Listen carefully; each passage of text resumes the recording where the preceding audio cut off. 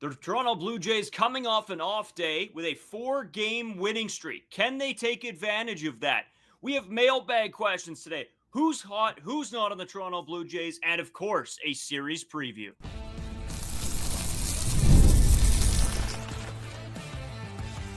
You are Locked On Blue Jays, your daily Toronto Blue Jays podcast. Part of the Locked On Podcast Network, your team every day.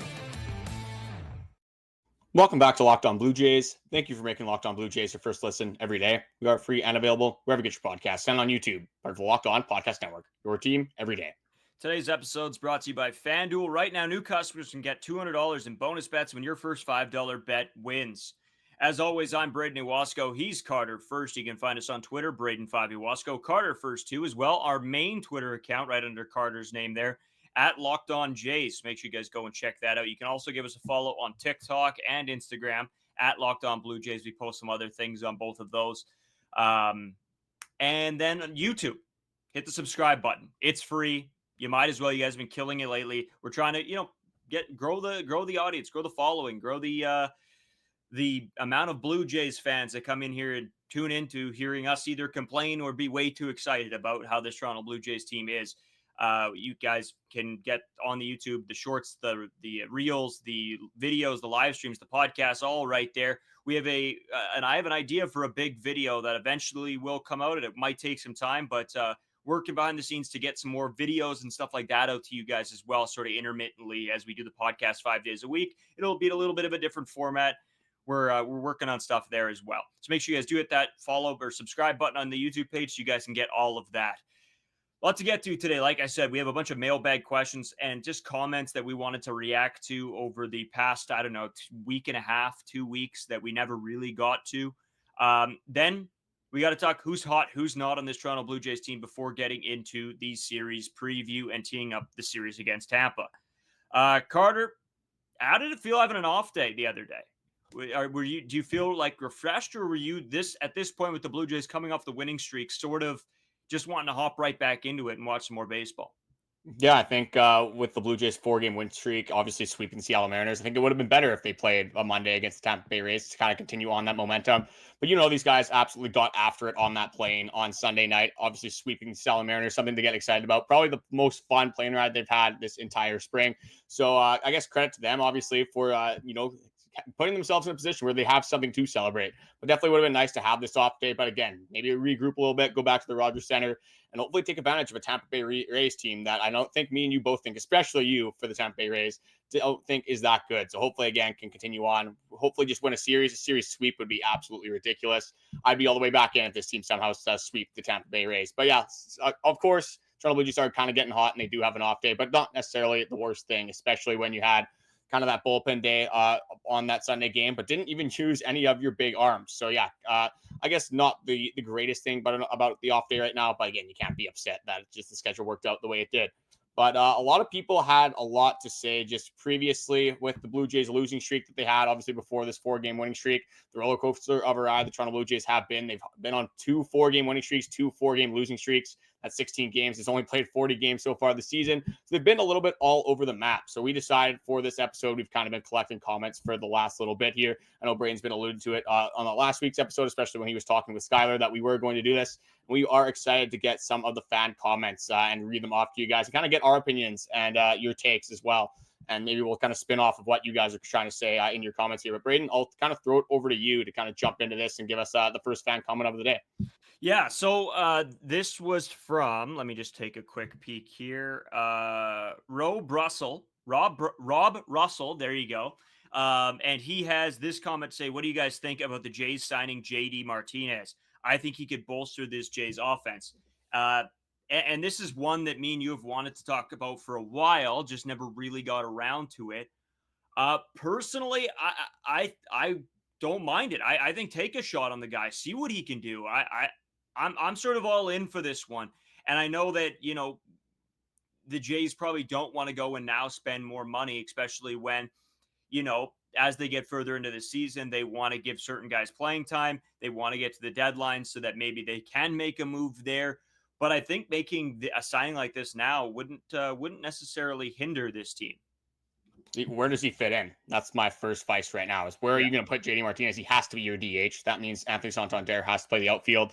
Right now, you have Daulton Varsho probably predominantly playing center field. George Springer would be your other fielder. That just takes away a lot of playing time on a guy who's JD Martinez, 37 years old, who hasn't had a single at-bat probably this entire spring. He's going to come in and he's going to have at least the first month. He's going to be horrific on offense because, again, he hasn't been facing live pitching, hasn't had those live at-bats. 37-year-old JD Martinez. I'm kind of sick and tired of getting guys at the end of their career, at the end of their primes. Justin Turner's one. Kevin Kiermaier, we re-signed. I'm completely opposite from you right now. I'm completely out on the JD Martinez. I think you're going to have to pay this guy at least $15 million to come here. That's going to be the first problem that you already have in the top 10 payroll. You're already paying Max Scherzer not play. You're paying some other guys, probably a little bit more than you want to pay them. So I think just payroll-wise, this doesn't make a lot of sense. And now that you have Aston Barger kind of heating up, Nathan Lucas has been playing some good baseball. You have Miles Straw, who you still want to get at bats. Ernie Clement again as well. So I think this kind of just makes a bigger problem. And you have some guys that right now, especially after this last couple of games, are kind of riding the hot hand right now. And just JD Martinez throwing this guy into the mix, well, maybe he does obviously provide that veteran experience and a little bit more pop. I think he probably increases his team's floor. I just don't see this as being a really realistic choice whatsoever for the Toronto Blue Jays team in front office. Yeah, for me, it would greatly depend on how much you're going to spend on this guy. If you do have to pay him $15 million, I mean, you can't have two of those absolute stinker contracts in Max Scherzer and what would be JD Martinez. But if you can get him for pretty cheap and a guy that you can just have in the, he would be one of those guys that you have on the bench that can be a bench bat that you would play in the DH role some games. I think there is an advantage there to having him. I don't think it would necessarily hurt because I don't necessarily believe that you can bank on Miles Straw, Addison Barger, Nathan Lucas all being this good all season long. And so maybe, like you said, it does increase the floor. So I wouldn't mind it, but it really does depend on the price tag, especially for a 37-year-old. So let us know what you guys think on the whole JD Martinez thing. I think a lot of the comments were a little bit back and forth. I think we mentioned that a while back. So let us know what you guys feel on that one. Carter, I'll send it to you for the next one. Yeah, so I'll dive into one here. And I'm going to start with a comment actually from the man himself. My dad is the one that I wanted to throw into this one. And it is not the greatest towards Vladimir Guerrero Jr. He does like Vladdy, but doesn't like the contract that he did get. So I'm just going to read what he said here. Vladdy is not worth $500 million. He is not Shohei Ohtani. He is not Aaron Judge. He cannot carry a baseball team. He's not a superstar like the players I just mentioned. It does not make sense that this front office gave Vladimir Guerrero Jr. $500 million, and it makes even less sense that he got a 14-year contract because how is he supposed to be productive in his age 39 season? Some decent points here, I guess, from the 14-year. Obviously, like you're not really buying or you're not paying this contract out for Vladimir Guerrero Jr.'s production when he's 38, 39 years old. You're paying for the production in his prime. You're paying for the production in his early 30s. The comment about Shohei Ohtani, Aaron Judge, yeah, if this is kind of what you wanted, if this is what you expected with this contract, you expected Vladdy to take that jump and be Shohei Ohtani or Aaron Judge. Unfortunately, I think he's going to disappoint you because those guys are the top tier, some of the best players that I have ever seen in my entire life. I don't agree with what he said about that Vladdy cannot carry the Jays offense. I think we have seen Vladdy go through stretches where he can produce really good at-bats. He can hit for power. We haven't really seen that yet, so maybe that's kind of where it's coming from. My dad has a pretty short memory when it comes to a lot of these things. He's kind of in like the last 5-game mentality. That's how he approaches this kind of stuff. So I'm not going to completely disagree with this comment, but I've talked about it before. I think after that Juan Soto contract, you saw $765 million. You had to pay Vladdy $500 million. He would hit free agency if he would have had the Red Sox in his year, if he would have had the New York Yankees in his year. He would have signed with a divisional opponent for sure. So I think the Blue Jays kind of shot themselves in the foot with this. We've talked about it all offseason. If you offer Vladdy a contract before Juan Soto, you'll probably get him for around $350 million, which would look a whole lot better long-term. But again, some points kind of make sense, but I disagree. I think Vladdy will heat up, and I think he will be able to carry the baseball team down the stretch. Yeah, and just going on to that point, I agree with most of the stuff you just said there. And at the end of the day, it's the fact you're paying Vlad that much money to pretty much not go play for another divisional team. That's why you're paying him that money. You said we got to keep this guy around because if not, it's going to come back and bite us that we don't have a player like Vladdy on our team. And there's not a ton of players that are as good as Vladimir Guerrero Jr. There is a handful of guys that are in that Vladimir Guerrero Jr. tier, right? And it's a tier below the Judge, the Ohtanis, the Sotos, the Bobby Witts, I think, but there's still only handful of guys. So you got to spend money, and that's the direction that baseball is going right now. So, it's pretty much, hey, we don't want him to play for the Red Sox or the Yankees, so we better pay him this money. Yeah, and obviously, imagine Vladdy coming to the Rogers Center in the opposing dugout in the Yankees pinstripes in Red Sox red. I think that would be a whole lot worse to look at, obviously, if Vladdy especially was coming from a divisional opponent. And this kind of goes into another comment that I have here is from 2727 Rogers. It's saying, did they really get the bats they needed this offseason? Santander is a power hitter, but we were told that he gets off to a slow start. And he will never be a high average or high on base hitter. Andrus was told to be a great glove, below average hitter for sure. Wait until Daulton Varsho returns. So this was a little bit before, obviously, a couple weeks ago. But way too many Jays are struggling with the bat. This is far into the season. This is more of a slump. This isn't more of a slump. This is more of a pattern. And then he kind of goes into Vladimir Guerrero Jr. as well and says, to me, Vladimir Guerrero Jr. money should be for a player who is top 5 in every offensive player stat category in the league every year, not every other year. So kind of a lot to unpack there. I think we'll start with, I'll throw it over to you to start with. Did the Toronto Blue Jays do enough this offseason and do enough to bolster this offense? So I think at the end of the day, everybody wants to say, and this is exactly what I said after the season. My mind is not changed on this. Yes, getting one more power bat would have been awesome. And it would have helped out this team for sure. But I think they have enough bats in-house right now where that wasn't a necessity. If you get a high production year from Daulton Varsho, that's great. If you have a bounce back from Springer and a bounce back from Bo, and you add in then and a bounce back from Kirk, which, we haven't quite seen the power yet, but at the plate, he hasn't looked too bad. And behind the dish, he's even better. So, and then that's not even talking about Vladimir Guerrero Jr. or Anthony Santander. I think this team has pieces, but my biggest complaint with this is that all of these guys haven't been able to get going at once. So I would have liked to see them go out and grab one more guy in free agency. It didn't happen. Again, the Andrus Jimenez piece, that's a great that he's got the glove. I really still don't 100% understand this move when you have guys like Ernie, Clement. And I mean, I guess you didn't really know what you're going to get from some other guys, but when Ernie Clement could have played there, you had guys that could have played too that would have done an okay job. I don't love the move still, but I don't know. I don't think it was a bad offseason. I look back at this, the Blue Jays did a lot and got some really good pieces. So yes, again, I guess to cap things off, yes, would have wanted one more bat, but I don't hate where this team is at in terms of their lineup. Yeah, imagine this team had Pete Alonso right now with the season that this guy's having. Would have been a ridiculous offense. Probably would have been at the top of the AL East right now. But again, it was kind of always in the cards. Pete Alonso was seemingly going to go back to the Mets. And then I know Alex Bregman's having a very good season, but $40 million a year for that guy for the next 3 seasons. That is a steep price to pay. But the one thing I wanted to kind of go into with this comment is that just go like, who are the pencils in every single time, every single day that you want in your lineup? Vladimir Guerrero Jr. is going to play 1.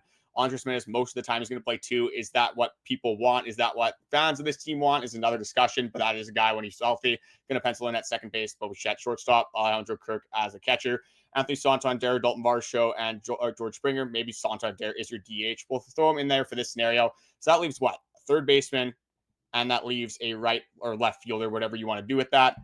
The thing is, if they sign another bat, I think what this front office was thinking is that they wanted somebody to take a step in this organization, whether it was Addison Barger, whether it was Alan Roden, whether it was Will Wagner, Joey Loperfido at the time. They wanted somebody to step up, get some regular playing time. They already knew they had Ernie, Clement, Nathan Lucas, guys that could come off the bench in these supplementary roles. So if you do sign that another bat with these younger guys, you're not really allowing them to have an opening on this team to take that extra step. And they obviously now, in hindsight, you haven't really seen anyone take that big step. You hope Addison Barger can continue on what he did from the weekend.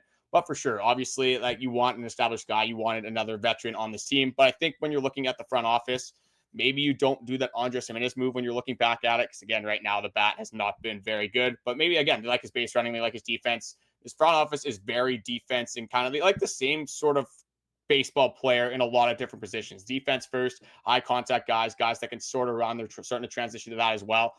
Is that going to be a good move? Is what they did this offseason going to be enough? I'm not exactly sure. I think they did make a lot of good moves this offseason, but I can kind of see what the plan was in hindsight, what Ross Atkins and the front office was trying to do. But if it doesn't work out, I think that Ross Atkins is probably going to have to answer a lot of questions to the Toronto Blue Jays fans and the media. But there's a bunch more that we want to go into, a bunch more of your questions. And kind of did a little bit of a segue into what one of the questions might be coming up for the second segment of this podcast, but a bunch more we want to get into. We're going to get into a bunch more Blue Jays content and storylines coming up. Today's episode is brought to you by FanDuel. The NBA playoffs, the NHL playoffs, they're all in full swing, and every night delivers highlight-worthy performances, major momentum shifts, and can't-miss moments. Whether it's a game-winning shot or a breakout player, there's never a better time to get in on the action. FanDuel makes it easy to stay in the game before tip-off, live, with player props, performance trends, same-game parlays. Fans have more ways than ever to play smart and win big. Trust me, I have been sort of middle of the pack right now. You know, I was trying to bet NHL playoffs a little bit. I had some success there. I went back to trying to bet baseball. Was sort of down, but I'm telling you guys, if you guys can get the bonus bets, that is going to help you out big time to take advantage of that. It's free money to play with. That's pretty much what it is. So make sure you guys go and win that first $5 bet. New to FanDuel, it's the perfect time to sign up. Head to FanDuel.com, place your first $5 bet. If it wins, you'll get $200 in bonus bets. Make every moment more with FanDuel, an official sports betting partner of the NBA. Carter, I know you got one that you want to get into, but I have teased this comment, and I had to go back a while, but I found it. It was one that me and Skylar Peters talked about. It was one that me and you talked about, and I will exactly read it because I thought it is a pretty solid comment. This is from Boo Must Die 3406. Don't know what's up with that username, but it is what it is. A manager in baseball is a mechanic. He builds whatever the general manager brings to him. Need a wagon for the paper route? Well, the GM bought a skateboard. The manager put together a skateboard. Pretty hard for a mechanic to mess up a skateboard. Same goes for baseball. Pretty hard for a manager to mess up a good team. Jays aren't a good team. A new manager isn't going to make this skateboard into a wagon. And honest to God, and this was going back a couple weeks or so that I found this comment, but I knew I had to bring it up. And I thought this was a perfect example of the John Schneider experience for the most part, right? It's, yes, he has made some bonehead moves at certain points, but for the most part, John Schneider isn't going to determine if this baseball team wins 100 games or 70 games, unless he's sitting Vladimir Guerrero Jr., Bichette, and Anthony Santander every game. So at the end of the day, this all goes back to Mark Shapiro and Ross Atkins of bringing in the right guys, Carter. So I thought Boo Must Die was a fantastic comment. I think that was put together very well, and I had to give him his flowers because I was talking about it a few times ago and finally did bring the comment up. Yeah, when you're looking at this season and you're looking at the Toronto Blue Jays' success or lack of success, whoever you're looking at the Toronto Blue Jays right now, they're 20-20. So I guess the identity is kind of still up in the air. But you cannot blame John Schneider for anything that is going on, specifically this season. I understand why people don't like John Schneider because he does have a history of making some bonehead decisions, and he's kind of has done that year after year after year. So I understand why people don't like John Schneider. I think he has gotten better since he did start with some more experience, with some more time, obviously, under his belt. But you still are seeing some of those decisions this season that you kind of scratch your head at. But again, like I said, John Schneider is not going to change whether his team wins 100 games or 70 games. Maybe there's going to be like at most 5. Yeah. That's on like the very high side that John Schneider, if he makes, again, very dumb decisions or decisions that fan bases, or at least the Toronto Blue Jays fan base, does not agree with, then at most it's going to be a 5-game swing. If you're going to blame anyone, you're going to blame, for one, the players, because the players are the one actually playing the baseball game. They are the ones performing. If Vladdy doesn't play up to Vladdy standards, if Santander's play up to Santander standards, Alejandro, Kirk, Daulton, Varsho, you can go down the list farther and farther and farther. If those guys don't play like they should play or like they're expected to play, it doesn't matter what kind of roster you build. You can have Aaron Judge, Shohei Ohtani, Kyle Tucker. You can go down the list with those guys as well. If Aaron Judge all of a sudden goes and hits 220, you can't blame Ross Atkins for putting them in that situation. But then again, when you look at this roster, you look at this prospect pool, you look at some of the pitching, you look at the payroll right now, 5th highest payroll. When you look at this roster, it doesn't really suggest this should be the 5th highest payroll in baseball. So there are some contracts that, again, aren't necessarily the most team friendly. So Ross Atkins definitely on the spotlight as well. But just going back to that John Schneider comment, like, what do you want this guy to do? Like you said, how is he supposed to, build a bus when he has the tools for a skateboard? It's just, the guy can't work magic, unfortunately. But I do understand, again, why people don't like John Schneider. It's just, you can't blame him for what's going on this season. Yeah, I couldn't agree more. I think that was just a very well done comment. So hat tips to Boo Must Die. Again, you might need to throw a comment in of what's up with that username. I'm a little concerned over here. But Carter, I do want to get into a little bit of hot or not as well before we get into the series preview. But I think you had one more for us as well. Yeah, I'll go one more here. This is actually from the episode that we posted yesterday, and it is from Liam Edmonds. He says, I'd like to hear your thoughts. I have 4 points. I'm pretty optimistic about the offense. If it looks, besides the last 2 games against the Guardians and the first 2 games against the Angels, it's slowly improving because you know the potential of the offense. And again, a lot of comments about Vladdy here, so maybe we can just touch on this, but mostly focus on that first part. It's pretty much just how do we think the offense is going to progress through the rest of the season. But he says, I'm not sure how you feel, but I would like to see Vladdy hit for more power. If they could just stay afloat, I think they will be fine. And that's kind of what I've said on this podcast as well. You don't need this offense to be a top 5 offense. You don't need it to be a top 10 offense. You just need it to be average. You need them to come in, have some timely hits, score some runs, put up 3, 4, 5 runs a baseball game. Again, the 8 runs are awesome. The 9 runs are awesome. The 6 runs are awesome. We're definitely going to ask for more of that. But when you have guys like Bichette, you have Vladimir Guerrero Jr., you have Anthony Santander, you know how good these players are. And again, if you can get some of those, better performances from Daulton, Varsho, who's looked pretty good this season. Again, are we putting our faith in some guys that, again, don't necessarily have it, like Andrus Gimenez? Can he really end up hitting like he did in 2022 or even close to that? Can Alejandro Kirk, stay consistent and get on base and hit line drives? Because, again, not necessarily the biggest power hitter of all time. And can you get somebody to step up on this offense and continue to play consistently and not just get, the 3-4 game stretches where they're hot and then all of a sudden they can't hit a beach ball whatsoever? So I'll just throw it over to you. Just where do you have this offense, and is there a potential for this offense to get better and be consistent down the line? That's something that really worries me, Carter, is the fact that I haven't been able to get very high or very low on this team this season because they do go through stretches of where I think, wow, this team might be really good. And then it's the next 4 games. It's like, this team sucks. So these past couple of games have been fantastic, but I'm not getting too high. Again, I can't get there yet. I want to say this team is fantastic and unbelievable. To me, a 20-20 team is exactly 500, exactly middle of the road. I need to see more from this team before I can say that this team is for sure a really good team that can get things done. Otherwise, I think they're a little bit streaky. I think this is a very streaky ball club.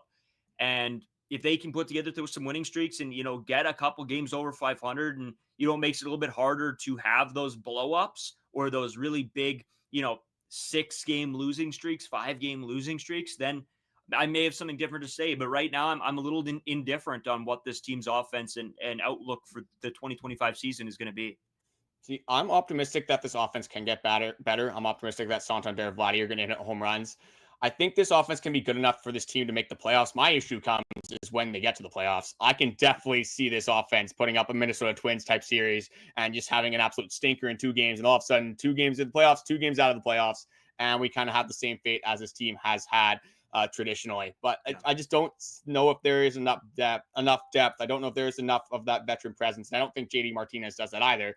I don't think there is an addition you can make unless they have a blockbuster trade at this trade deadline to really bolster this offense. That's where I start to see a lot of problems. If you match up against the Seattle Mariners team, if you match up against the Houston Astros team, whether it's the Yankees, whether it's the Red Sox, I think that they could have some problems with scoring runs in a playoff scenario like they have the last couple of times they have made the playoffs. Yeah, that's same with me. That's exactly how I feel too, is that I just don't have enough faith yet. And I think this team could get me there if they do go on some streaks and show me the consistency. But that's something I just haven't seen yet. So I'm sort of at the point where wait and see what happens. But in saying that, Carter, I do want to get into a little bit of hot or not just quickly. We're not going to spend a whole lot of time. I just want to know from this week, because I think we just did one last Monday. Give me a couple guys that you're very high on right now, a couple guys that you're low on. We'll have a quick talk, and then we'll get into the series preview to get the people out of here in a good time for this Tuesday episode. Well, again, a little bit of recency bias here, but you can't do a hot or not without saying Addison Barger. The at-bats this weekend, absolutely ridiculous. Off of pretty good pitching as well. Really dominated Luis Castillo, having 3 doubles off of him. That's or 2 doubles off of him, 3 doubles in the game. That's stat line I'm definitely going to take from Barger. 6 total bases, hitting the ball over 100 miles an hour. That power from the left-handed side. Finally seeing some swings, again, closer to like the Vladimir Guerrero Jr. type exit velocities and just how violent it is when the guy does make contact. It is a very fun sight to see. Again, another pretty obvious one I'm going to quickly go into is just Nathan Lucas. Again, the guy that people wanted DFA'd. I was getting absolutely roasted in the offseason saying that, oh, Nathan Lucas might be able to be the guy that starts in center field until Daulton Varsho gets back. Got roasted enough that I kind of walked back that take a little bit. And I said, hey, maybe I'm being a little bit ridiculous for this, but I did have some, obviously, some good intentions early on. I did see what Nathan Lucas could do. Had a pretty good season in 2024 when he had the opportunities as well.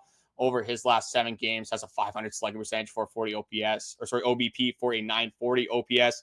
Hitting home runs, getting RBIs, not making those mental errors that we saw earlier on the season. So just a quick shout out to Nathan Lucas once again. And then just another guy I wanted to throw in there is Erik Lauer, just because of what he did, obviously, in that Seattle Mariners series. Don't think he's going to, remain consistent with it. I don't think we can expect Erik Lauer to go 4 2/3 innings of shutout baseball, but definitely fun to watch against the Seattle Mariners offense. That has really been carrying that team over this last month or so. Yeah, a couple guys for me here, Carter. I got to throw Mason Fluharty in there. He has For been sure. outstanding. I think that's another easy one. There's a couple of guys, and that's who I want to touch on, is the easy picks. Who has been really good? And for the most part, I got to throw Bo Bichette in there as well, doing his job, and George Springer being able to drive the baseball as well. I know those are easy picks, and there's not much confrontation there, but that's what this segment is. It's who has been hot and obviously hot, and who has obviously been not so hot. Carter, do you have any guys that are not so hot? It's Anthony Santander. At what point are we going to wait for this guy to activate? I know he's a slow starter, but he's supposed to get better around this time. Obviously not playing the Seattle Mariners series due to a shoulder injury, which is not ideal. But yeah, like guy, has 5 home runs, hitting below the Mendoza line. Not exactly what you want to see from Santander. He doesn't have to hit 260 even. If he can be around 230 and hit for that power. Again, we just haven't really seen that power consistently from Anthony Santander. Another guy that I do like, one of my boys on this team, but still a little nervous when he does go out there. Did have a little bit of a better start recently, but it is Bowden Francis. Guys, again, the fastball, the splitter, starting to hang over the plate a little bit more recently. Did have a better start against Seattle. Like I said, very good bounce back after giving up a few long balls. That's his biggest issue, is that he gives up the most home runs in the MLB. But nice to see him bounce back, 6 2/3 innings, only 3 earned runs given up. Kind of worked through some trouble in there, but again, Bowden Francis, not the most confident when he goes out there anymore, as I was, obviously in the second half of the season and earlier on in this season. But those are my 2 guys that I hope can get a little bit better, and we could see some more production from in the near future. Yeah, those are the 2 guys I had pegged as well. It just is what it is. Bowden Francis, like you said, I still have faith in him. I wasn't as high of a Bowden Francis guy as you were. But I think he can get back there. It's just he's got to tighten up. He's got to figure it out and get through it. And will he be able to do that? That's something interesting, an interesting point to keep watching for in the next coming weeks. I got one more nod actually, and it's Max Scherzer for just not throwing baseballs whatsoever for the Toronto Blue Jays. Again, on the 60-day IL, this was supposed to be a thing that wasn't supposed to linger into this season. And what have we seen? We have seen the entire thing linger into this season. So to a knot is Max Scherzer. I don't care that, he was funny in the booth with Buck and Dan, obviously. But when you sign a guy for $15.5 million, kind of, could see it coming. There was some risk, obviously, that we did evaluate in the offseason. But definitely tough to see, $15 million that could have been spent elsewhere on a power bat, whatever it is, a guy that could have been, again, a little bit more regular in this lineup for a guy that now it has not pitched for the Toronto Blue Jays since his first start. Yeah, and just an update. We touched on it yesterday. Max Scherzer has been throwing to live batters, but in a very limited capacity. It's been like 20, 25 pitches. The issue with that is that the problem is when he throws 45 pitches, 50 pitches, not when he throws 30 pitches. So again, that doesn't really give me a lot to be positive and give us some good information on what Max Scherzer's timeline could be. Yeah, and we'll have to wait and see. Again, there's been very limited updates, especially even when he has been going out. It hasn't been a report that has come out that's saying he's doing this. It is literally just it being leaked or him mentioning it here and there. So, interesting to keep an eye on as well, Carter. I do have just an update I want to get into as well, just quickly before we take the break. The Toronto Blue Jays have announced they've traded outfielder Stuart Baroa to the Dodgers for cash. So there you go. We'll come back, Carter. We want to do our series preview. We'll take a quick break. Be right back with all of that. Today's episode brought to you by one of my favorites, Farm to Fork. If you're not a fan of premium, locally farmed meats delivered straight to your door, I've got some exciting news for you. Farm to Fork makes it easier to get high-quality steaks, air-chilled chicken, wild-caught seafood, and more with no antibiotics, hormones, GMOs, plus everything comes flash frozen and individually packaged for your convenience. All Farm to Fork meats are raised on Canadian farms. That's huge right now. I say that every time I talk about Farm to Fork. It being a Canadian company that does this makes it so much better for me. You're supporting local producers. It's time to support Canadian, to buy Canadian. And you know what? Host of Locked On Senators, Ross Levitan, had me over one night, and he was making some Farm to Fork. You had pulled out some steaks for the boys. It was a great night. Farm to Fork, excellent quality. I'm telling you guys, this is the place to shop if you want some very high quality beats. I've got a special code for you. Use code Locked On 40 to get $40 off your first order at Farm to Fork. Visit farm2forkdelivery.ca to start stocking up on the best meats around. Again, that's Locked On 40 for $40 off your first order. Farm to Fork, delicious locally farmed meat straight to your door.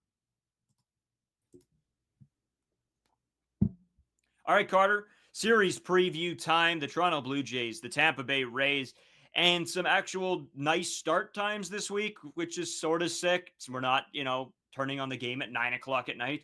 So first game, Bowden.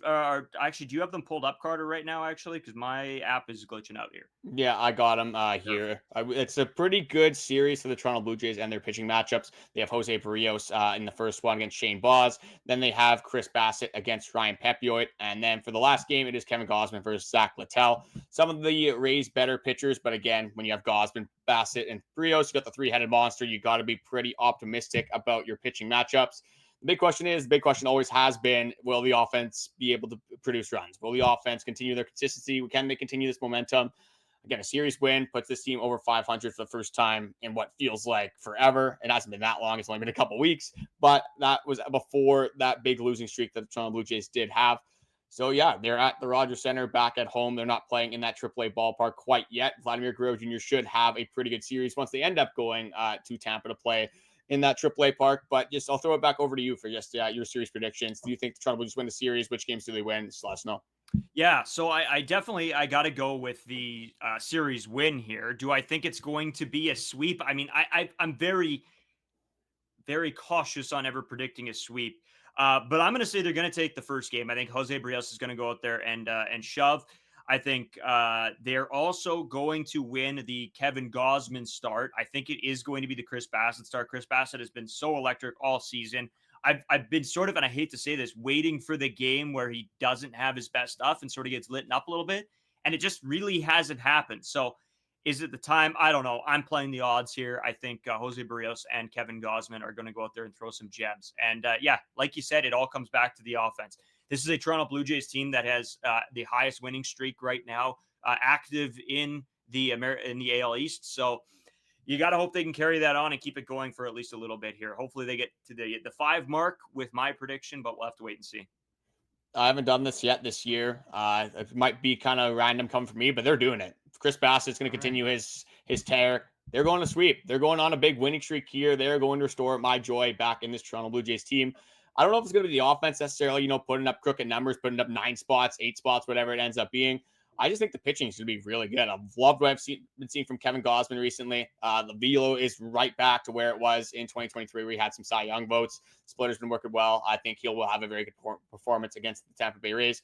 I'm loving what Chris Bassitt's doing this year. Seems like he has a little bit of a different mentality. I think he does carry that over for this game. And just Jose Berrios just has been consistent, has been very good over his last couple of starts as well. So I think there are going to be very close games. I think there's going to be a lot of nail biters, and we might have to, pull out our hair at some points in this game. Obviously, there's going to be mistakes, but I don't think the Tampa Bay Rays, like you were early on this team at the start of the season, I don't think the Tampa Bay Rays are that good whatsoever. I think the Toronto Blue Jays will finally take care of business and take advantage of a team in the AL East that is not playing that good at baseball. I'm gonna put it out there, and I'm gonna go with the sweep, and I'm gonna be very excited to come to you guys again with the podcast throughout the week after these good baseball games. Hopefully, again by the Toronto Blue Jays. After this, if they do sweep 23-20, sign me up for that. Honestly, 22-21. As long as you do win a series here, I think you can continue on the momentum. Because I think with the Detroit Tiger series, you might have to make up some games here because the pitching matchup, just how good Detroit is, might be a tough series coming along over the weekend.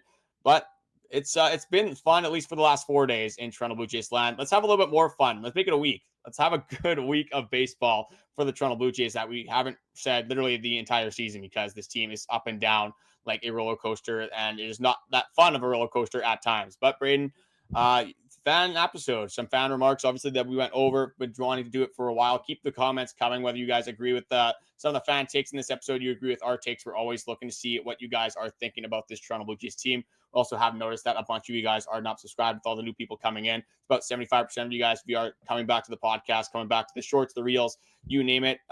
Subscribing helps us out a ton, doesn't cost you anything, and also keeps all of our content at the top of your For You page. Anything else to add, Braden, before we do take off for this Tuesday episode?